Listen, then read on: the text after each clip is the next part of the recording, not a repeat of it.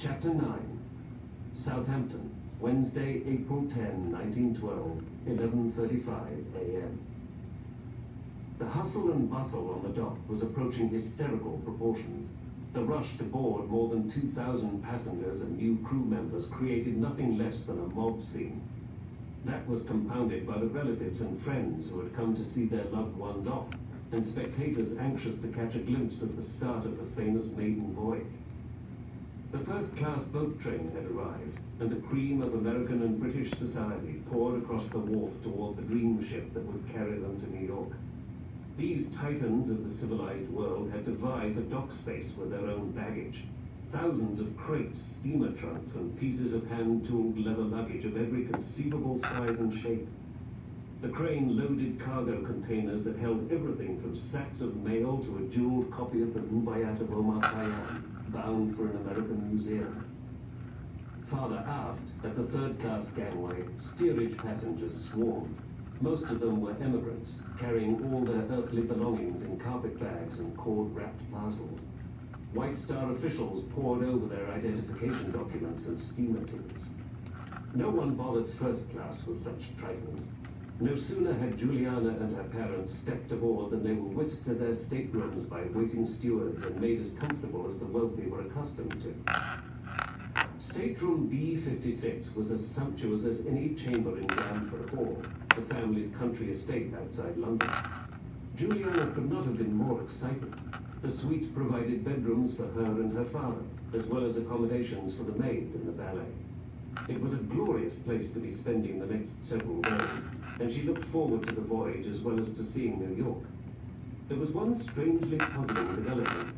Why was her mother weeping so? Elizabeth, Countess of Blandford, clung to her daughter as if she expected never to see her again. "Please calm down, Mama," Juliana soothed. "It's only a short stay. We'll be home in 2 months." Her reply was only to sob harder. "My darling girl," she managed. Her husband, the Earl, stepped forward and attempted to embrace her. She whirled away with an expression of deep resentment and held her daughter once more. "Your mother is not one for travel," he explained, falsely jovial. "You know how I couldn't coax her into my aeroplane." "That's because she has an ounce of sense in her head," Juliana teased, trying to lighten the mood. "Would that I had inherited it." A steward's voice could be heard in the passageway. "All ashore that's going ashore." This brought on a fresh bout of weeping. Juliana would miss her mother, but she was secretly relieved when the Countess of Blandford was escorted off the ship, a steward solicitously holding each arm. She stood, still sobbing, on the dock, waving to her daughter at the rail. It was difficult for a single passenger to stand out aboard the largest ship in the world, but the hysterical Countess was making sure everyone noticed her poor daughter. What could be more embarrassing? The answer to that came swiftly. A hansom cab drove up to the edge of the gangway and out stepped 2 uniformed constables. With perfect gallantry, they helped 2 ladies alight. One a girl of about Juliana's age, the other a buxom matron dressed oddly in purple, white and green, who had a great deal to say to the policeman, none of it pleasant. The constables were polite, their decorum never slipping, but their mission was clear: to put these 2 women aboard the Titanic and make sure they stayed. Sophie Bronson was humiliated. "Mother, if we had arrived with a brass band, we could not possibly have drawn more attention onto ourselves." The famous Amelia Bronson was unrepentant. "I like attention. It's good for the cause." "I was hoping," Sophie told her ruefully, "that for this one special voyage, we could forget about the cause. It's already too late for that. Perhaps there's a stoker in the bowels of the engine room who hasn't noticed us being kicked out of England, but everybody else has." Mrs. Bronson was triumphant in her outrage. "My role is to shed light on the kind of..." She raised her voice so it carried over the bustling dockside. "Injustice visited upon women by an unfair system. So I'm quite pleased by all this," she finished in her regular voice.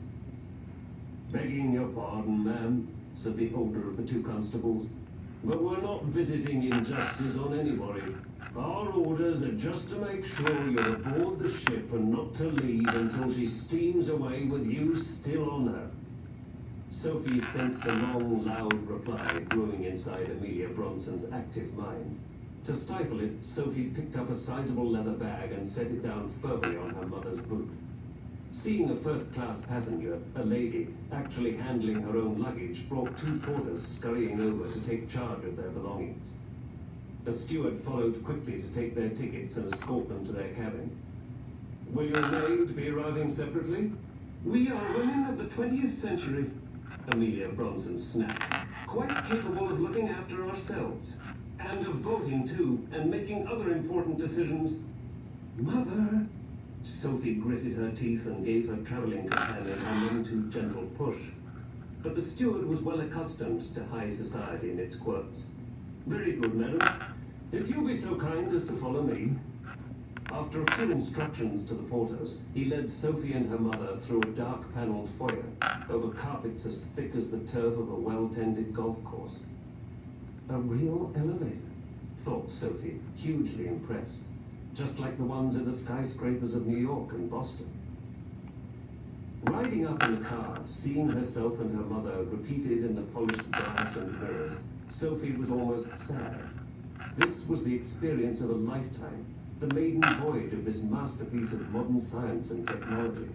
Vast, luxurious, unsinkable, the Titanic was all that and more, because she also represented the promise of the wonders to come in this new century. But Mother saw none of this. She was determined to keep her focus narrow. Suffrage, the cause, that was all that existed for her.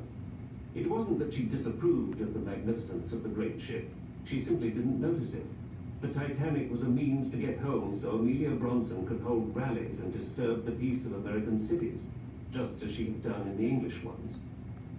Their suite, B-22, was large and beautifully appointed. Even so, Sophie could not remain indoors. She wanted to be on deck, waving to the crowd. She would not miss this historic occasion. Huge throngs had assembled to see the Titanic off, and Sophie intended to be a part of it all. This would be something she could tell her grandchildren. Far better than telling them how she had once spent a night in an English jail in the company of their sainted great-grandmother.